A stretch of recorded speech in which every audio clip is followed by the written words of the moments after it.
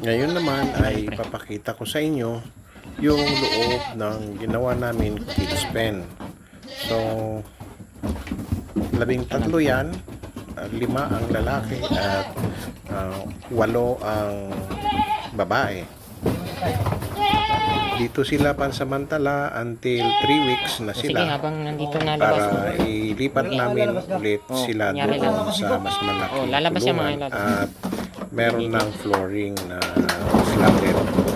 Dito ay wala kaming ginawang flooring na slatted dahil maginaw dyan sa lugar, kaya ganyan muna ang ginawa namin sa ngayon. Pansamantala lang naman yan.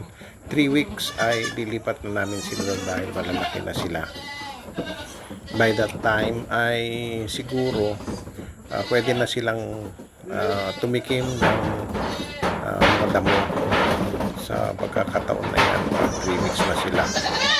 Sa gabi ay dyan namin sila ikukulong para hindi sila makahalo doon sa mga lalaki. Yung mga nanay nila ay nasa labas lang. At sa gabi, halimbawa pagdating ng alas 8 at saka alas 10 ay kailangan nilang dumede sa kanilang mga nanay bago sila matulog.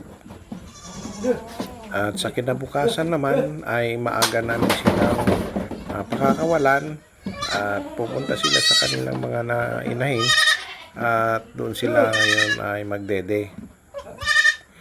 Pagdating naman ng 9:30 ng umaga ay ikukulong namin sila ulit pagkatapos nilang dumede sa kanilang mga nanay, at yung mga inahin ay dadalhin namin sa pasto. Basta hindi lang umulan ay doon muna kumain yung mga inahin doon sa pasto.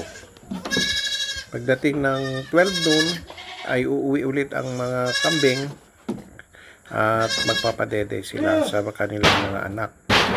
Dahil sa 1 o'clock ay aalis na naman ulit sila papunta sa pasto para kumain. At since 1 week na itong mga kids, so tinurukan na namin sila ng iron ng tig 1 ml para sa ma-maintain ang kanilang kalusugan.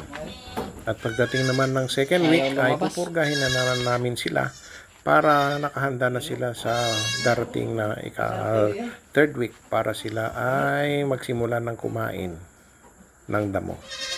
Hanggang dito na lang muna at matiling nakapasubaybay sa aking mga vlog dito lang sa Halcon Goat Farm. Maraming salamat po at magandang araw sa inyo.